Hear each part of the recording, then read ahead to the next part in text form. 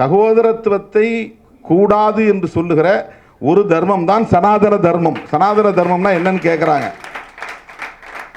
நாம தப்பா புரிஞ்சுக்கணும்னு அவங்க சொல்றாங்க. இன்னைக்கு உயர்நீதிமன்றத்தில் ஒரு பெண்மணியே நீதிபதியே சொல்லியிருக்கிறாங்க, சனாதன தர்மம் வேறு, நீங்க சொல்ற ரிச்சுவல்ஸ் வேறுன்றாங்க. ஆனால் சனாதன தர்மம் அது கரெக்ட் தான், ரிச்சுவல்ஸ் வேறு, கோட்பாடு வேறு. ஆனால் இந்த சனாதன தர்மம் என்கிற அந்த கோட்பாடு பிறப்பின் அடிப்படையில் உயர்வு தாழ்வை அடிப்படையாக கொண்டிருக்கிறது. இதை யாரும் மறுக்க முடியாது, யாரும் மறுக்க முடியாது. சனாதன்கிற சொல்லுக்கு நிலையானதுன்னு பொருள், அது வேற. மாறாதது என்று பொருள், அதுவே இயங்கியலுக்கு எதிரானது அல்லது அறிவியலுக்கு முரணானது. எதுவுமே நிலையானது இல்லை, எல்லாம் மாறிக்கொண்டே இருக்கும். இதுதான் இயங்கியல் விதி, இதுதான் டயலெக்டிக் ரூல். அதுவே முரண்பாடானது. ஆனால் அவர்கள் சனாதன தர்மத்தில் டிஸ்கிரிமினேஷன் என்பதுதான் ஆன்மாவே. சனாதன தர்மத்தின் உயிர் மூச்சே டிஸ்கிரிமினேஷன் தான். வேற எந்த ரிலீஜன்லையும் நீங்க டிஸ்கிரிமினேஷன் என்பது பேசிக் ஃபேக்டரா இருக்காது. இதை யாரும் பேச மாட்டேங்கிறாங்க. ஏன் நீ கிறிஸ்தவத்தை விமர்சிக்கல, நீ ஏன் இஸ்லாத்தை விமர்சிக்கல, அவங்கள விமர்சிக்காம இவங்களை விமர்சிக்காம என்ன மட்டும் ஏன் விமர்சிக்கிறேன்னா, இதுக்குள்ளதான் டிஸ்கிரிமினேஷன் இருக்கு. கோட்பாட்டில் நான் சொல்ல வரேன். ஆர்சியில் டிஸ்கிரிமினேஷன் இருக்கலாம், அது இன்ஸ்டிடியூஷன். சிஎஸ்ஏல டிஸ்கிரிமினேஷன் இருக்கலாம், அது இன்ஸ்டிடியூஷன். கிறிஸ்டியானிட்டியில டிஸ்கிரிமினேஷன் கிடையாது. ரெண்டுக்கு வேறுபாடு இருக்கு. அனைவருக்கும் மகளிர் நாள் வாழ்த்துக்களை முதலில் தெரிவித்துக் கொள்வதில் மகிழ்ச்சி அடைகிறேன். எனக்கு ஒரு தலைப்பை கொடுத்திருக்கிறார்கள், புரட்சியாளர் அம்பேத்கரும் பெண் உரிமையும் என்ற தலைப்பு. தோழர் ரவிக்குமார் அவர்கள் இது குறித்து சுருக்கமாக பேசினாலும் மிக சிறப்பாக புரட்சியாளர் அம்பேத்கரின் பங்களிப்பு எத்தகையது என்பதை எடுத்துரைத்து அமர்ந்திருக்கிறார். நேற்றே விடுதலை சிறுத்தைகள் கட்சியின் மகளிர் பிரிவாக இருக்கிற மகளிர் விடுதலை இயக்கத்தின் சார்பில் மிகச்சிறப்பான ஒரு நிகழ்வை சர் பிட்டி தியாகராயர் அரங்கிலே நடத்தினோம். காலை 11 மணியிலிருந்து இரவு 7 வரையில் அந்த நிகழ்ச்சி நடந்தது. இன்றைக்கு இந்த நிகழ்வு அதைவிடவும் ஆழமானதாக கனமானதாக இருக்கிறது. மெத்த படித்தவர்கள், ஆய்ந்து அறிந்து எதையும் பேசக்கூடியவர்கள், எழுதக்கூடியவர்கள், படைப்புகளை செய்யக்கூடியவர்கள் இந்த அவையிலே அமர்ந்திருக்கிறார்கள், உரையாற்றி இருக்கிறார்கள். புரட்சியாளர் அம்பேத்கர் அவர்கள் பொதுவாக எப்படி அறியப்படுகிறார் என்றால், தலித் மக்களின் தலைவர், சாதி ஒழிக்க போராடியவர் என்கிற பரிமாணத்தின் அடிப்படையில் தான் அவர் பெரும்பாலும் அறியப்படுகிறார். ஆனால் அடிப்படையிலே அவர் சமத்துவத்திற்கான ஒரு போராளி. அவருடைய இலக்கு என்பது மானுட சமத்துவம். சமத்துவம் என்று வருகிற போது அதிலே முதன்மையானதாக இருப்பது அல்லது முன் நிபந்தனையாக இருப்பது பாலின சமத்துவம், ஜெண்டர் ஈக்குவாலிட்டி. பாலின சமத்துவம் இல்லையேல் மானுட சமத்துவம் இல்லை. அதனால்தான் பாலின சமத்துவம் குறித்து அவர் ஆழமாக சிந்தித்து பெண்களை எம்பவர் செய்ய வேண்டும், எம்பவர் ஆஃப் விமன் என்பதிலே அவர் கூடுதல் கவனம் செலுத்தினார். அதற்காக அவர் உருவாக்கிய ஒரு சட்ட மசோதா தான் தி கோட் ஆஃப் இந்து பில் என்பது. அது திட்டமிட்டு சனாதன சக்திகளால் முறியடிக்கப்பட்டது. அதை விவாதத்திற்கே எடுத்துக்கொள்ளாமல் தவிர்த்தார்கள். அன்றைய பிரதமர் பண்டிட் ஜவஹர்லால் நேரு அவர்கள் மீது வெளிப்படையாக புரட்சியாளர் அம்பேத்கர் இந்த குற்றச்சாட்டை சுமத்தினார். அவர் பதவியை ராஜினாமா செய்துவிட்டு செய்தியாளர்களை சந்தித்த போது மிக முக்கியமான 3 காரணங்களை சொன்னார். ஒன்று, ஓபிசி மக்களின் நலன்களுக்காக ஆணையம் ஒன்றை அமைக்க வேண்டும் என்று நான் தொடர்ந்து வலியுறுத்தி வருகிறேன், அதை இந்த அரசு பொருட்படுத்தவில்லை. SC/ST மக்களுக்கு சமூக நீதி அடிப்படையில் இடஒதுக்கீடு அரசமைப்பு சட்டத்திலேயே உறுதிப்படுத்தப்பட்டிருக்கிறது. ஆனால் ஓபிசி சமூக பிரிவினரில் விளிம்பு நிலை சமூகத்தினரின் நிலை கவலைக்குரியதாக இருக்கிறது. ஆகவே அதை ஆய்வதற்கு, அவர்களின் மேம்பாட்டுக்கென செயல் திட்டங்களை வரையறுப்பதற்கு ஒரு ஆணையம் அமைக்கப்பட வேண்டும் என்பது முக்கியமான கோரிக்கை. அதனை அன்றைய பண்டித ஜவஹர்லால் நேரு அவர்களின் தலைமையிலான அரசு பொருட்படுத்தவில்லை என்பது முக்கியமான குற்றச்சாட்டு. அடுத்து நான் கொண்டு வந்த கோட் ஆஃப் இந்து பில் என்கிற சட்ட மசோதாவை விவாதத்திற்கே எடுத்துக்கொள்ளவில்லை, திட்டமிட்டே தவிர்க்கிறார்கள். அந்த சட்ட மசோதா தோழர் ரவிக்குமார் அவர்கள் சொன்னதைப் போல பாலின சமத்துவத்தை அடிப்படையாக கொண்டதுதான். இந்து சமூகத்தில் நிலவுகிற பாகுபாடுகள், குறிப்பாக பெண்களுக்கு எதிராக தொடர்கிற வன்கொடுமைகள் ஆகியவற்றிலிருந்து பெண்களை மீட்கவும் பாகுபாடுகளை முற்றாக களைந்தெறியவும் இது ஒரு வழிமுறையாக இருக்கும், வாய்ப்பாக இருக்கும் என்று கருதி இந்து மதத்திற்குள்ளாக சீர்திருத்தங்களை கொண்டு வருவதற்கு உரிய ஒரு சட்ட மசோதா அது. சடங்குகளில் ஒவ்வொரு சாதிக்கும் வெவ்வேறு சடங்குகள் உள்ளன. ஒவ்வொரு சமூகத்திலும் பெண்கள் சொத்துரிமையற்றவர்களாக இருக்கிறார்கள், கருத்துரிமையற்றவர்களாக இருக்கிறார்கள், குழந்தைகளை தத்தெடுக்கும் உரிமையற்றவர்களாக இருக்கிறார்கள், விதவை மறுமணம் செய்ய முடியாதவர்களாக இருக்கிறார்கள். இப்படி பல உரிமைகள் மறுக்கப்பட்டு வருகிற நிலையில் இந்து சமூகத்திற்குள்ளே, இந்து சமூக கட்டமைப்பிற்குள்ளே நிலவுகிற பெண்களுக்கு எதிரான ஒடுக்குமுறைகளை களைந்தெறிவதற்கு ஏதுவான ஒரு சட்ட மசோதா தான் தி கோட் ஆஃப் இந்து பில். இதனை விவாதத்திற்கே எடுத்துக்கொள்ள விடாமல் பலரும் அன்றைக்கு தடுத்தார்கள். இன்னும் சொல்ல போனால் பெண்களை திரட்டி அம்பேத்கருக்கு எதிராக போராட வைத்தார்கள். ஒரு முறைக்கு 2 முறை பண்டிட் ஜவஹர்லால் நேரு அவர்களுக்கு புரட்சியாளர் அம்பேத்கர் அவர்கள் துண்டுச்சீட்டிலே எழுதி இன்றைக்காவது இந்த சட்ட மசோதாவை விவாதத்தில் எடுத்துக்கொள்ளுங்கள் என்று வலியுறுத்தியும் கூட பண்டிட் ஜவஹர்லால் நேரு அவர்கள் அதை வாங்கி தன்னுடைய கோட் பாக்கெட்டிலே வைத்து கொண்டார், அதை அவர் ஒரு பொருட்டாக எடுத்துக்கொள்ளவில்லை என்ற விமர்சனம் செய்ததாகவும் சொல்லப்படுகிறது. அம்பேத்கர் அவர் மீது அப்படி ஒரு விமர்சனத்தை வைத்தார். இரண்டாவது காரணம் இது. மூன்றாவது காரணம், பிளானிங் கமிஷன் என்கிற திட்டக்குழுவில் பொருளாதாரத்தை பற்றிய எந்த ஞானமும் இல்லாதவர்களெல்லாம் நியமிக்கப்படுகிறார்கள்.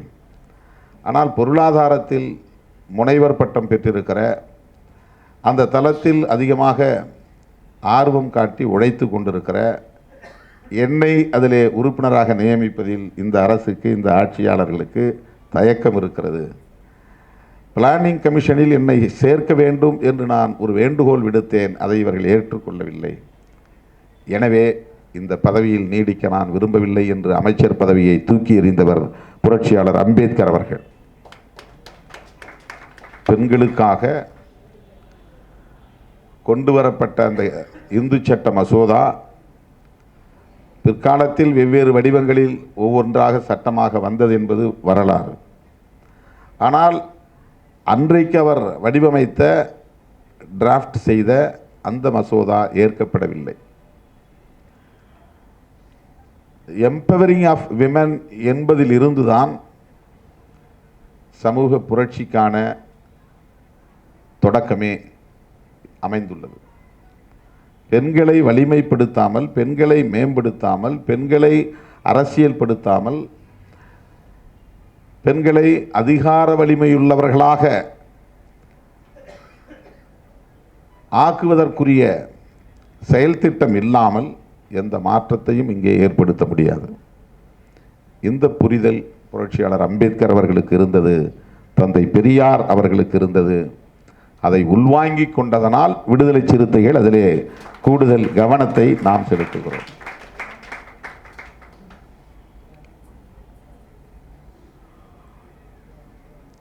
ஒரு மாற்றம் எப்போது நிகழும் என்றால், அகநிலையிலும் புறநிலையிலும் சமகாலத்தில் மாற்றத்திற்கான கூறுகள் வலுப்பெற வேண்டும். புறநிலை கூறுகள் மட்டும் ஒரு மாற்றத்திற்கு அடிப்படையாக இருந்துவிட வாய்ப்பில்லை.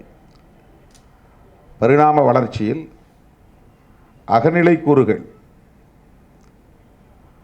புறநிலை கூறுகள், இன்டர்னல், எக்ஸ்டர்னல்.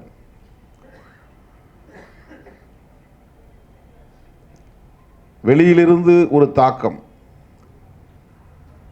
அது உள்ளுக்குள்ளேயே வளருகிற இயல்பாக அமைந்திருக்கிற ஒரு பொட்டன்ஷியல் பவர், அது அந்த கூறுகள் வலுப்பெற வேண்டும், மாற்றத்திற்கான கூறுகள் வலுப்பெற வேண்டும்.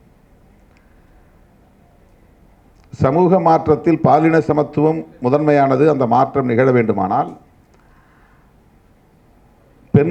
பெண்களுக்கு உள்ளேயே, பெண்கள் என்கிற இந்த அகநிலைக்குள்ளேயே இந்த மாற்றத்திற்கான கூறுகள் வலுப்பெற வேண்டும். பெண் சமூகத்திற்கு வெளியிலிருந்து எவ்வளவுதான் ஆண்கள் செயல்பட்டாலும் அல்லது போராடினாலும் அது புறநிலை கூறு. பெண்கள் தங்களுக்கு தாங்களே தங்களுடைய பவர் என்கிற அந்த ஃபேக்டர்ஸ், அந்த கூறுகளை வலிமைப்படுத்திக் கொள்வதற்கு, செழுமைப்படுத்திக் கொள்வதற்கான சூழல் அமைய வேண்டும், கனிய வேண்டும். அது ரொம்ப முக்கியமானது. சாதி ஒழிப்பு நிகழ வேண்டுமானால் தலித்துகள் எம்பவராக வேண்டும். தலித் அல்லாதவர்கள் எவ்வளவுதான் போராடினாலும் கூட தங்களுடைய விடுதலை முக்கியமானது என்று உணர்கிறவர்கள் அந்த போராட்டத்தை முன்னெடுக்கிற அளவுக்கான வலிமையை பெற வேண்டும். இந்த பொட்டன்ஷியல் பவர் என்பது ரொம்ப முக்கியமானது. அதுதான் அகநிலை கூறு என்று நான் சொல்ல வருகிறேன். எழுந்து ஓட முடியாத சக்தி உள்ளவனை நீ எவ்வளவுதான் ஓடு ஓடு என்று மோட்டிவேட் செய்தாலும் ஓட முடியாது. அவன் ஓடுவதற்கான பொட்டன்ஷியல் பவர் அவனுக்கு இருக்கணும். அப்போ தான் மோட்டிவேஷன் யூஸ் ஆகும். மோட்டிவேஷன் என்பது எக்ஸ்டர்னல் ஃபேக்டர். ஓட முடியும் என்கிற சக்தி இருக்கிறதே அதுதான் இன்டர்னல் ஃபேக்டர். அப்போ போராடுவதற்கான வலிமையை இந்த பாலின சமத்துவத்திற்கான களத்தில் போராடுவதற்கான வலிமையை பெண்கள் பெற வேண்டும். பெண்கள் பெற வேண்டுமானால் பெண்கள் எம்பவர் ஆக வேண்டும். அதுதான், அதனால தான் அது எம்பவர் என்று சொல்லுகிறோம். இந்த அகநிலை கூறு வலிமை பெறுவதற்கான ஒரு வழிமுறை எம்பவர்மெண்ட் ஆஃப் விமன். எப்படி எம்பவர் ஆக முடியும்? எஜுகேஷன், எம்ப்ளாய்மெண்ட் ஒரு முக்கியமான ஃபேக்டர். வெறும் எஜுகேஷன், எம்ப்ளாய்மெண்ட் என்பது மட்டுமே எம்பவர்மெண்ட்டுக்கு பயன்படாது. அவர்கள் பொலிட்டிசைஸ் ஆக வேண்டும். அதுதான் ரொம்ப முக்கியமான. Politicising the women. Politicising the women. ஏன் பொலிட்டிசைஸ் ஆக வேண்டும்? அப்போ தான் ஒரு விஷன் கிடைக்கும். விஷன் இல்லாமல் எதையும் செய்ய முடியாது. விஷன் இல்லைன்னா டார்கெட் இருக்காது. டார்கெட் இல்லைன்னாக்கா ஆக்டிவிசம் இருக்காது. டார்கெட் இல்லாத யாருக்கும் ஆக்டிவிசம் இருக்காது. விஷன் இல்லாத யாருக்கும் டார்கெட் இருக்காது. விஷன் இல்லைன்னா டார்கெட் இருக்காது. டார்கெட் இல்லைன்னா ஆக்டிவிசம் இருக்காது.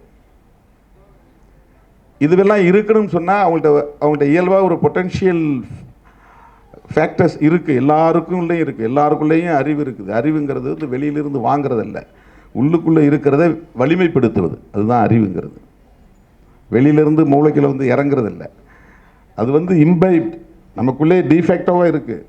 அந்த பிரெயினுக்கு அந்த பவர் இருக்குது. அதை வாங்க அதை வந்து நம்ம வந்து அனுமதிக்கணும். அது உள்வாங்குவதற்கு அனுமதிக்கணும். பிளாங்காக இருக்கணும். மைண்டு பிளாங்காக இருந்தால் தான் ரிசெப்டிவிட்டி இருக்கும். எல்லாம் எனக்கு தெரியும்னு பிளாக் பண்ணிட்டாக்க ரிசெப்டிவிட்டி இருக்காது. ரிசீவ் பண்ணக்கூடிய கெப்பாசிட்டி, அதுக்கான வாய்ப்பு, அதுக்கான சூழல் இருந்தால் அவர்கள் ஞானிகள். அவ்வளவுதான். தம்பி வைங்க, அப்படியே இருக்கு. ஆகவே இந்த எம்பவர்மெண்ட் ஆஃப் விமன் அப்படிங்கிறது ரொம்ப முக்கியமான ஒரு விஷயமாக நம்ம பார்க்குறோம். அதில் ரொம்ப முக்கியமான ஒரு ஃபேக்டராக பொலிட்டிசைசிங் த பீப்புள், குறிப்பாக பொலிட்டிசைசிங் த விமன். இப்போ அவங்க எப்படி பொலிட்டிசைஸ் பண்ணுறது? பொலிட்டிசைஸ் பண்ணுறதுங்கிறது கட்சிக்குள்ளே சேர்ந்து பொறுப்பு வாங்குறதல்ல. இந்த மாதிரியான டிஸ்கஷன் தான். இந்த மாதிரியான டிஸ்கஷன் தான். இந்த மாதிரியான செமினார்ஸ். நீங்கள் கட்சிக்குள்ளே சேர்ந்தவொடனே புரோட்டோக்காலை பார்த்துக்க ஆரம்பிச்சு. எனக்கு எந்த இடம், நான் வந்து ஃப்ரண்ட் லைனில் உட்கார்றதா பேக் சீட்டில் உட்கார்றதாங்கிறது தான் பிரச்சனை வரும். அதில் வந்து உடனே நீங்கள் புரோட்டோக்காலுக்குள்ளே போய் சிக்கிக்குவீங்க. ஹயரார்கியல் செட்டப்புக்குள்ளே போய் சிக்கிக்குவோம். எனக்கு மாநில பொறுப்பு தான் வேணும், எனக்கு மாவட்ட பொறுப்பு தேவையில்லை, ஆண்கள் 10 பேர் முன்னால் உட்காந்தா நானும் வந்து அந்த இடத்துல உட்காரணும் 11வது ஆளா. இது வந்து என்னென்னா பொலிட்டிசைஸ் ஆகாமலே வரக்கூடிய ஒரு காம்படிஷனாக போயிடும். இந்த பொலிட்டிசைஸ் ஆவதுங்கிறதுக்கும் இந்த பிரச்சனைக்கும் பெரிய இடைவெளி இருக்கிறது, ரெண்டுக்கும் பெரிய இடைவெளி இருக்குது. இப்போ நம்ம வந்து வாய்ப்பு உருவாக்கணும் அப்படிங்கிறது ரொம்ப முக்கியமானது. வாய்ப்பு தடுக்கப்பட்டு இருப்பதனால் அதை உடைக்கணுன்றோம், பிரேக் பண்ணுறோன்றோம். பெண்களை வந்து அரசியலுக்குள்ளே இடம்பெறதில்லை. இப்போ வந்து விடுதலை சிறுத்தைகள் கட்சியில் மாவட்ட செயலாளர் ஆக முடியாது. ஏன்னா ஆண்கள் அதிகமாக இருக்கிறாங்க, பெண்கள் இல்லை. பெண்களை கேட்டால் என்ன சொல்கிறாங்க, வெளியில் போனால் அசிங்கமாக பேசுகிறாங்க, கேரக்டர் அசாசினேட் பண்ணுறாங்க, கேவலமாக குடும்ப பெண்களை கேவலமாக பேசுகிறாங்க, ஒரு மாதிரி பார்க்குறாங்க, ஏதாவது கேட்டாக்க உடனே அபியூஸ் பண்ணுறாங்க, அதுக்கு ஈல்டு ஆகலைன்னா மிக மோசமாக விமர்சனம் செய்கிறாங்க அப்படின்னு. இது ஏன் நிகழ்கிறது? 50 ஆண்கள் இருக்கிற இடத்துல 50 பெண்கள் இருந்தால் இது நிகழாது. 50 ஆண்கள் இருக்கிற இடத்தில் ஒரு பெண் இருந்தால், 2 பெண் இருந்தால், 3 பெண் இருந்தால் இது நிகழும். இப்போ பெண்கள் எங்கிருந்து வருவாங்க? வாடகைக்காக கொண்டு வர முடியும். அந்த வீட்டில் இருக்கிறவங்க தான் வரணும். வீட்டில் இருக்கக்கூடிய என்னுடைய அம்மா, என்னுடைய அக்கா, என்னுடைய தங்கை, என்னுடைய மகள் அப்படின்னு பெண்கள் நாம் வீட்டில் அரசியல் பேசணும். நான் என்ன பண்ணுறேங்கிறது குடும்பத்தில் பேசணும். நான் ஏன் விடுதலை சிறுத்தைகள் கட்சியில் இருக்கிறேன் அப்படிங்கிறது என்னுடைய தாய்க்கும் தெரியணும், என்னுடைய பிள்ளைகளுக்கும் தெரியணும், என்னுடைய உடன்பிறப்புகளுக்கும் தெரியணும். நான் ஏன் இந்த ஸ்டாண்ட் எடுக்கிறேன் அப்படிங்கிற ஒவ்வொரு ஆணுக்கும் குடும்பத்துக்குள்ளே பேசணும். குடும்பத்திலிருந்து தான் எல்லா அமைப்புகளும் வந்து பரிணாமம் பெறுகிறது. குடும்பம் தான் சொசைட்டியில் பேசிக் யூனிட், அதுதான் பிரைமரி யூனிட். அதுதான் வந்து பிகேஜிக்கு முன்னால் இருக்கிற கிளாஸ் ரூமே அதுதான். ஃபேமிலி குடும்பம் தான் ப்ரீகேஜிக்கு முன்னால் இருக்கிற ஒரு வகுப்பறை அது. இப்போ அந்த குடும்பத்துக்குள்ளே இருந்து நாம் இந்த உரையாடல்களை தொடங்க வேண்டும். இந்த பொலிட்டிசைசிங்கிறது பப்ளிக் மீட்டிங் வந்து தான் இல்லை, வீட்டுக்குள்ளேயே அடுப்படியிலேயே வீட்டுக்குள்ளேயே பேசுகிறது தான் பொலிட்டிசைசிங். குடும்பத்துக்குள்ளேயே பேசுவது தான் பொலிட்டிசைசிங். பொலிட்டிசைசிங் த பீப்புளுங்கிறது நான் எனக்கு என்ன தெரிஞ்சிருக்கோ அதெல்லாம் என் குடும்பத்தில் இருக்கிற அத்தனை பேருக்கும் தெரியணும். நான் எந்த வியூவில் ஒரு இஷ்யூவை பார்க்குறேன் அப்படிங்கிறது என்னை கூட பின்பற்றக்கூடிய குடும்பத்தில் இருக்கிற ஒவ்வொருவருக்கும் அது தெரியணும். இப்போ சாதி ஒழிப்பு பேசுகிறவங்க அவங்க குடும்பத்தையும் விட்டுடுறாங்க, அவங்க தெருவையும் விட்டுறாங்க, அவங்க ஊரையும் விட்டுறாங்க, பாதிக்கப்பட்ட மக்கள்கிட்ட வந்து பேசுகிறாங்க. பாதிக்கப்பட்ட மக்கள்கிட்ட வந்து பேசுகிறாங்க. இப்போ வரும்போது தான் தோழர்கிட்ட சொல்லிட்டு வந்தேன், தலித் விடுதலைன்னா தலித்துக்கிட்ட போய் பேசக்கூடாது, தலித் அல்லாதவரை பொலிட்டிசைஸ் பண்ணணும். பெண் விடுதலைன்னா பெண்கள்கிட்ட பேசக்கூடாது, ஆண்கள்கிட்ட பேசணும். இந்த கூட்டத்தில் அதிகமாக ஆண்கள் தான் வந்து உட்காரணும். இந்த கூட்டத்தில் அதிகமாக ஆண்கள் தான் வந்து உட்காரணும். ஆனால் பெண்கள் வந்து பொலிட்டிசைஸ் ஆகணும், அதுதான் ரொம்ப முக்கியமானது. அந்த பொட்டென்ஷியல் பவர் பெண்களுக்கு இருக்குது, அதை வந்து ஷைன் பண்ணணும், என்ரிச் பண்ணணும், அதை என்ரிச் பண்ணணும், அதை என்ஹான்ஸ் பண்ணணும். அந்த அந்த அந்த பவர், அது அந்த சக்தி வந்து மேலும் வலிமைப்படுத்த வேண்டும், பெருக்க வேண்டும், செழுமைப்படுத்த வேண்டும். அது இயல்பாக இருக்கும். இப்போ பாருங்கள், இந்த ரெண்டு மூணு தலைமுறையிலே வந்து 12ஆம் வகுப்பு மாணவர்கள் எழுதக்கூடிய பரீட்சையில் அதிகமாக பெண்கள் தானே தேர்ச்சி அடைகிறார்கள், டாப்பில் வர்றாங்க. ரொம்ப இந்த சில 10 ஆண்டுகளில் நாம் கண்ணுக்கு முன்னால் பார்க்குற இந்த 50 ஆண்டுகளில் இவ்வளவு பெரிய மாற்றத்தை பெண்களால், இவ்வளவு பெரிய சாதனையை பெண்களால் படைக்க முடியுதுன்னா நீண்ட காலமாக பெண்களுக்கு கல்வி கொடுத்திருந்தால் எப்படி இருந்திருக்கும்? அது மறுக்கப்பட்டிருக்கிறது. ஆகவே வாய்ப்பு மறுக்கப்படுகிற போது அந்த வாய்ப்பை உருவாக்குவதற்காக நாம் வடிவமைத்து கொண்ட செயல் திட்டங்களில் ஒன்று தான் சோஷியல் ஜஸ்டிஸ். சோஷியல் ஜஸ்டிஸ்ங்கிறது தான் வந்து இந்த பிரேக்கிங் பாயிண்ட்.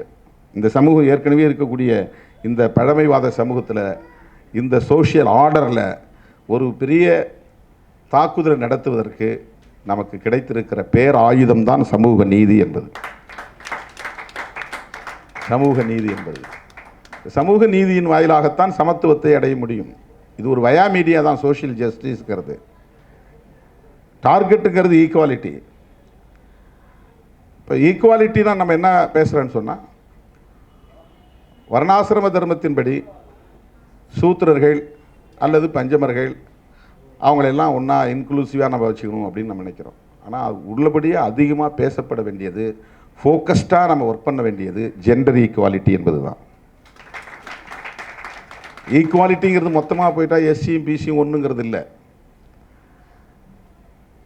பிராமண ஆதிக்கத்தை எதிர்த்து சூத்திரர்கள் அதிகாரத்துக்கு வரணும் அப்படிங்கிறது இல்லை. பிராமண ஆதிக்கத்தை எதிர்த்து ஓபிசி அதிகாரத்துக்கு வரணும் அப்படிங்கிறது இல்லை. அதுவெல்லாம் முக்கியமான கூறுகள் தான். ஆனால் எல்லா நிலையிலும் நீங்கள் மிக கூர்மையாக ஆய்வு செய்து பார்த்தால் அந்த இடத்துல மிக முக்கியமான ஒரு நிபந்தனையாக, முன் நிபந்தனையாக வந்து நிற்பது ஜெண்டர் ஈக்குவாலிட்டி தான். ஜெண்டர் ஈக்குவாலிட்டி தான், பாலின சமத்துவம் தான். பாலின சமத்துவத்தை நாம் பெரிதாக விவாதிப்பதே இல்லை, பேசுவதே இல்லை.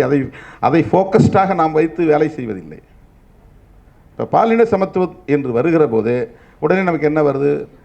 ஆணாதிக்கம், ஆணாதிக்க எதிர்ப்பு அப்படின்னு சொல்கிறோம். இப்போ ஆணாதிக்கம் அப்படின்னா ஆண்களை எதிர்ப்பது, கணவனை எதிர்ப்பது அல்லது மாமனாரை எதிர்ப்பது என்று புரிந்து கொள்கிறோம். அது நபர்களை எதிர்ப்பதல்ல. ஆணாதிக்கம் என்பதே ஒரு கருத்தியல், ஒரு ஐடியாலஜி. இது அந்த ஆணாதிக்கம் எங்கிருந்து வருகிறது? உலகம் முழுவதும் பெண்கள் மக்கள் தொகையில் சரிபாதியாக இருக்கிறார்கள். உலகம் முழுவதும் பெண்கள் இந்த டிஸ்கிரிமினேஷன் என்கிற பாகுபாட்டுக்கு ஆளாகிறார்கள். இது பொதுவானது, காமன் ஃபினாமினா. இந்தியாவுக்குள்ள மட்டும்தான் இருக்குது அப்படின்னு நம்ம சொல்ல முடியாது. இந்து சமூகத்தில் மட்டும்தான் இருக்குது அப்படின்னு சொல்ல முடியாது. டிஸ்கிரிமினேஷன் எகெயின்ஸ்ட் விமென் என்பது ஒரு காமன் ஃபினாமினா இந்த ஹியூமன் சொசைட்டி. மனித குலத்தில் இது ஒரு காமன் ஃபினாமினாவாக இருக்குது. ஆனால் வடிவம் மாறுகிறது. அந்தந்த தேசத்தின் ஒரு வரலாற்று பாரம்பரியத்தோடு தொடர்புடையதாக இருக்கிறது. ஒவ்வொரு சமூகம் வெவ்வேறு காலகட்டத்தில் வெவ்வேறு மாதிரி பரிணாமம் அடைகிறது. இந்தியாவுக்குள்ளே இருப்பதைப் போல பிற நாடுகளில் இருப்பதில்லை. இந்தியாவில் ஒவ்வொரு நாட்டிலும் ஒரு ஐடியாலஜி என்பது அந்த தேசத்தை வழிநடத்துகிறது, அல்லது ஒரு சமூகத்தை வழிநடத்துகிறது, அல்லது ஒரு மதத்தை வழிநடத்துகிறது. இந்த ஐடியாலஜி என்பது உலகம் முழுவதும் எப்படி இன்ஸ்டிடியூஷன் ஆகிருக்குன்னா ரிலீஜனாக ஆகிருக்குது. எல்லா இன்ஸ்டிடியூஷனும் ரிலீஜனாக தான் இருக்குது. ரிலீஜியஸ் இன்ஸ்டிடியூஷன் தான் பெரிய இன்ஃப்ளூயன்ஷியல் ஃபேக்டராக இருக்குது. ரிலீஜியஸ் இன்ஸ்டிடியூஷன்ஸ் தான் ஸ்டேட் கவர்மெண்ட்டோட அரசாங்கத்தோடு இணைந்ததாக இருக்கிறது.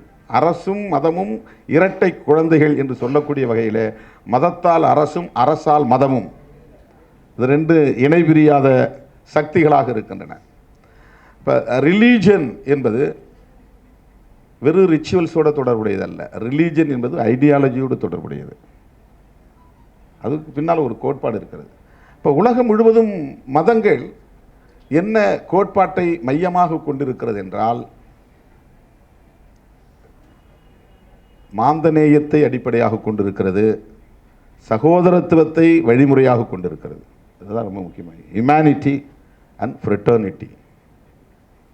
எல்லா மதங்கள்லையும் அன்பு செய், அதுதான். ஏன் அன்பு செய்யணும்னா அதுதான் மாந்தநேயம்.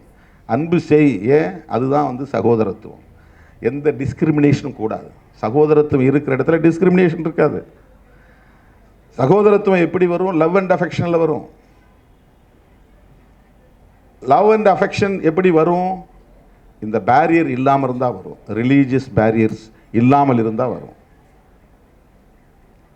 இப்போ ரிலீஜன் வந்து அடிப்படையில் அந்த கோட்பாடு என்பது ஃப்ரெட்டர்னிட்டி அடிப்படையாக கொண்டிருக்கிறது, சகோதரத்துவத்தை அடிப்படையாக கொண்டிருக்கிறது, சமத்துவத்தை இலக்காக கொண்டிருக்கிறது. ஆனால் அதை பரப்புவதற்காக உருவான இன்ஸ்டிடியூஷன்ஸ் தான் ரிலீஜனாக இருக்கிறது. அந்த ஸ்பிரிச்சுவல் பிலாசபி என்பது வேறு, அதை பரப்புகிற இன்ஸ்டிடியூஷன் என்பது வேறு.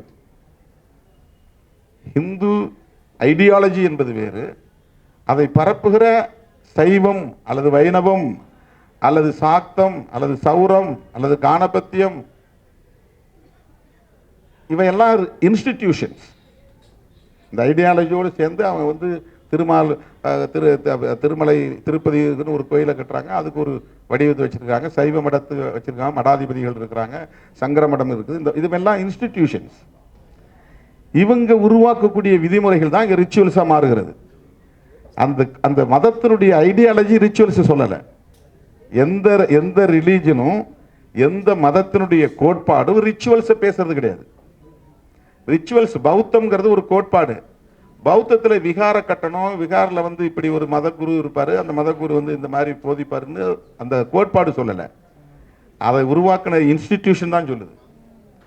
நீ காவி உடை உடுத்தணும், நீ மொட்டையை அடிச்சுக்கணும், நீ காலையில் 4:30 மணிக்கு எழுந்திருக்கணும், நீ இது குளிச்சுட்டு வந்து இந்த வழிபாட்டு முறைகளை செய்யணும்.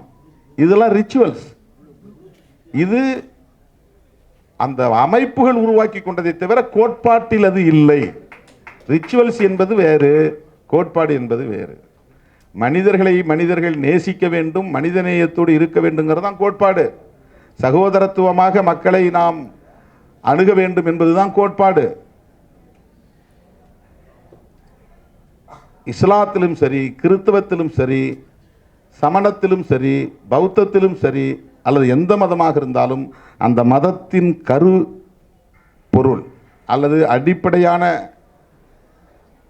ஃபண்டமெண்டல் பிலாசபி என்பது ஃப்ரெட்டர்னிட்டி தான், சகோதரத்துவம் தான். உலகத்தில் ஒரே ஒரு மதம் மட்டும்தான் சகோதரத்துவத்தை முற்றாக மறுக்கிறது. சகோதரத்துவத்தை கூடாது என்று சொல்லுகிற ஒரு தர்மம் தான் சனாதன தர்மம். சனாதன தர்மம்னா என்னன்னு கேட்குறாங்க. நாம தப்பா புரிஞ்சுக்கணும்னு அவங்க சொல்றாங்க.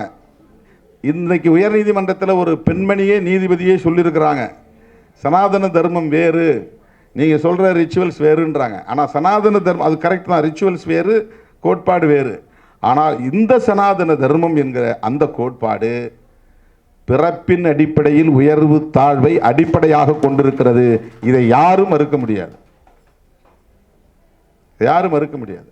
சனாதன்கிற சொல்லுக்கு நிலையானதுன்னு பொருள், அது வேற. மாறாதது என்று பொருள், அதுவே வந்து இயங்கியலுக்கு எதிரானது அல்லது அறிவியலுக்கு முரணானது. எதுவுமே நிலையானது இல்லை, எல்லாம் மாறிக்கொண்டே இருக்கும். இதுதான் இயங்கியல் விதி, இதுதான் டயலெக்டிக் ரூல். அதுவே முரண்பாடானது. ஆனால் அவர்கள் சனாதன தர்மத்தில் டிஸ்கிரிமினேஷன் என்பதுதான் ஆன்மாவே. சனாதன தர்மத்தின் உயிர் மூச்சே டிஸ்கிரிமினேஷன் தான். வேற எந்த ரிலீஜன்லையும் நீங்க டிஸ்கிரிமினேஷன் என்பது பேசிக் ஃபேக்டரா இருக்காது. இதை யாரும் பேச மாட்டேங்கிறாங்க. ஏன் நீ கிறிஸ்தவத்தை விமர்சிக்கல, நீ ஏன் இஸ்லாத்தை விமர்சிக்கல, அவங்கள விமர்சிக்காம இவங்கள விமர்சிக்காம என்ன மட்டும் ஏன் விமர்சிக்கிறேன்னா, இதுக்குள்ளதான் டிஸ்கிரிமினேஷன் இருக்கு. கோட்பாட்டில் நான் சொல்ல வரேன். ஆர்சியில் டிஸ்கிரிமினேஷன் இருக்கலாம், அது இன்ஸ்டிடியூஷன். சிஎஸ்ஏல டிஸ்கிரிமினேஷன் இருக்கலாம், அது இன்ஸ்டிடியூஷன். கிறிஸ்டியானிட்டியில் டிஸ்கிரிமினேஷன் கிடையாது. ரெண்டுக்கு வேறுபாடு இருக்கு. சனாதன எதிர்ப்பு என்றால் என்ன? ஜனநாயகத்தை விமர்சிப்பது. ஜனநாயகம் என்பது என்ன? வெறும் தேர்தல் களத்திலே ஓட்டு போட்டு கூடுதல் வாக்குகளை பெறுகிறவர்கள் வெற்றி பெற்று ஆட்சிக்கு வருவது என்பது மட்டுமல்ல ஜனநாயகம் என்பது. ஜனநாயகம் என்பது எல்லோருக்கும் எல்லாம், அனைவரும் வலிமை பெற, அதிகார வலிமை பெற வேண்டும். அதிகார வலிமை என்பது அனைவரும் பிரதமராக வேண்டும் என்று பொருள் அல்ல, அனைவரும் முதல்வராக வேண்டும் என்று பொருள் அல்ல, அனைவரும் அமைச்சராக வேண்டும் என்று பொருள் அல்ல. யாரையும் சார்ந்திருக்காமல் வாழ்வது என்கிற ஆளுமைதான் அதிகாரம். யாரையும் எதற்காக சார்ந்திருக்காமல் இருக்கிற ஆளுமையை வளர்த்தெடுப்பது என்பதுதான். அந்த பர்சனாலிட்டி டெவலப்மெண்ட் என்பதுதான். ஒரு இண்டிவிஜுவல் யாரையுமே சார்ந்திருந்து அதற்காக அவர்களிடத்தில் அவர்கள் கெஞ்சி கிடக்கிற ஒரு நிலை இருக்கக்கூடாது. அதுதான் உண்மையான எம்பவர்மெண்ட். அந்த எம்பவர்மெண்ட் எப்ப வரும்னா, அவர்கள் தங்களை தகுதிப்படுத்திக் கொள்வதன் மூலம் தான் வரும். யாரும் கொடுத்து வராது. அதற்கு தான் அடிப்படை தேவையாக ஒரு பேசிக் நீடு அப்படிங்கிறவர்கள எஜுகேஷனை முன்னிறுத்துறோம், எம்ப்ளாய்மெண்ட்டை முன்னிறுத்துறோம். எஜுகேஷன் எம்ப்ளாய்மெண்ட்டும் பொருளாதாரத்திற்கானது என்பதை போன்ற ஒரு தோற்றம் உருவாக்கப்பட்டிருக்கிறது. அது அல்ல. ஒவ்வொரு தனிநபரையும் ஆளுமை உள்ளவர்களாக வலுப்படுத்துவதற்குத்தான் என்கிற புரிதலை நாம் ஏற்படுத்தினாலே ஜனநாயகம் தொடர்பான புரிதல் உருவாகும். ஒவ்வொருவரும் அதனால்தான் நான் அடிக்கடி மேடைகளில் சொல்கிறேன், சனாதன எதிர்ப்பு என்பது ஜனநாயகத்தை பரவலாக்குவதுதான். ஜனநாயகத்தை பரவலாக்குகிற போது ஆண்களும் பெண்களும் ஒரே களத்தில் நிற்க முடியும், ஒரே களத்தில் இப்ப விடுதலை சிறுத்தைகள் நடத்திய வெல்லும் ஜனநாயக மாநாட்டில் குறைந்தது 10,000 பெண்களாவது பங்கேற்றிருப்பார். இது இது வந்து ஒரு கணிசமான ஒரு எண்ணிக்கை. இதுவரையில் அப்படி நிகழ்ந்தது. 1,00,000 பெண்கள் இருப்பாங்க. 1,00,000க்கு மேல பெண்கள் வந்தாங்க. ரொம்ப குறைச்சே நான் சொல்றேன். ரொம்ப குறைச்சே உதாரணம் கிடையாது. குடும்பமா வந்தாங்க. குடும்பமா வந்தாங்க. கிரவுண்ட்ல இருந்து வந்துக்கிறோம். பெண்களே வந்து நாங்க இந்த மாநாட்டுக்கு போகணும், திருவிழாவுக்கு கிளம்புங்கிற மாதிரியான உணர்வோடு வந்தார். இது எப்படி நிகழ்கிறது? ஒரு தனிநபர் மீது கொண்டிருக்கிற பற்றுங்கிற மாதிரி ஏதோ திருமாவளவன் பிரார்த்தனை. இது 35 ஆண்டுகளாக நாங்கள் பேசிய அரசியல் அவர்களை அரசியல்படுத்தி இருக்கிறோம். We politicize the people. அது அந்த சாதி நமக்கு எதிரி, இந்த சாதி நமக்கு எதிரி, இந்த கட்சி நமக்கு எதிரி, இந்த தலைவர் நமக்கு எதிரி அப்படின்னு சொல்லி நமக்கு ரெண்டு. அம்பேத்கர் அரசியலை, பெரியார் அரசியலை தொடர்ந்து 35 ஆண்டுகளாக வீதி வீதியாக பேசியதன் விளைவாக ஏற்பட்டிருக்கிற தாக்கம் தான் அவ்வளவு பெண்களை வெளியே கொண்டு வந்திருக்கிறது. அந்த எண்ணிக்கை நாளுக்கு நாள் பெருக வேண்டும். எனவே பெண்களை அரசியல்படுத்துவதை நாம் ஒரு உறுதிமொழியாக ஏற்போம் என்பதை சொல்லி உலக மகளிர் தின வாழ்த்துக்கள் என்று அனைவருக்கும் மீண்டும் ஒரு முறை என்னுடைய வாழ்த்துக்களை தெரிவித்து பாலின சமத்துவமே மானுட சமத்துவம் என்று கூறி முடிக்கிறேன். நன்றி, வணக்கம்.